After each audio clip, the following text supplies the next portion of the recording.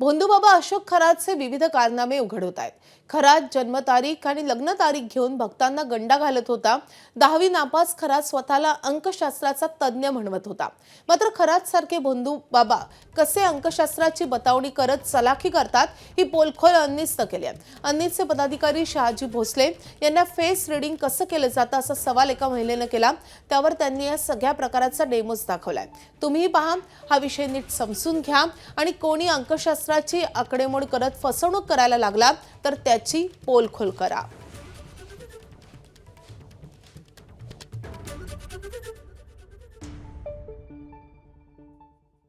का तुम्ही जवळ ठेवा. आता हे जर असं मी पॅकेटात ठेवलं असतं, शिल्वण पॅकेट राहिलं असतं, पण तुम्ही एवढे प्रश्न विचारला म्हणून मी ते हे केलंय.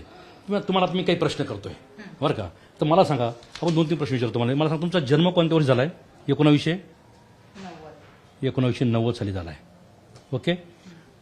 तुम्ही शिक्षण कोणत्या वर्षी सोडलं किंवा 10वी कोणत्या वर्षी झालं सगळे सांगता येईल?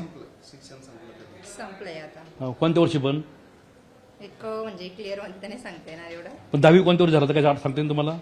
हा 2006 मध्ये. 2006 मध्ये 10वी झालात, म्हणजे 10वी होऊन जवळपास 20 वर्ष झाली, बरोबर आहे? हो. ओके.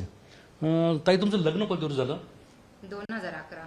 2011 मध्ये लग्न झालं. 11 होऊन जवळपास म्हणजे लग्न होऊन जवळपास आता 15 वर्ष झाली, बरोबर आहे? हो. मला सांगा, तुम्ही आई कोणत्या वर्षी झालात? 2012 मध्ये तुम्ही आई झालात.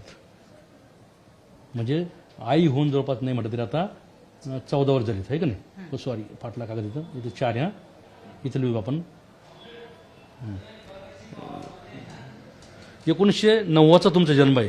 हां, म्हणजे तुमचं वय आता किती वर्ष? जवळपास 36 वर्ष चालू आहे, बरोबर ना? ओके. ताई, मला सांगा, तुमचं नाव काय म्हणतो तुम्ही? प्रतिभा. याची टोटल मारता का तुम्ही? कोणतरी मारा पटकन, टोटल मारा. आलेलं आहे त्याचं उत्तर माझ्यामध्ये काहीतरी लिहिलं आहे. 8104. त्यांच्या जीवनाच्या गणिताचं उत्तर आहे 8104. कागद तुम्ही उघडा बरं, त्यात काही दिसतंय का बघा बरं, समोर दाखवा. एकदम सेम आकडा आलाय. 8104. पहिली गोष्ट, मी ठरवलं होतं की यांना किती प्रश्न विचारायचे. मी ठरवलं यांना 4 प्रश्न विचारायचे. 4 ऐवजी तुम्हाला हे 8 दिसत आहे. खरं तर यात एकही माझा नंबर नाही आहे, एकही मी टाकला नाही. इतके घ्या, इतके निम्मे देवाला द्या, याचं काही केलं नाही. सगळे अंक हे यांचेच आहे. पण मी ठरवलं होतं का किती प्रश्न विचारायचे, त्यानुसार मी तो आकडा लिहून ठेवला अगोदर. मी ठरवलं होतं की यांना 4 प्रश्न विचारायचे. म्हणजे 8 बघा प्रश्न. 1 2 3 4 5 6 7 8. 8 जरी दिसले ते खऱ्या अर्थाने 4 होते. प्रश्न कसा होता? तुमचा जन्म कोणत्या वर्षी झाला? दुसरा प्रश्न काय होता? तुमचं वय आता काय?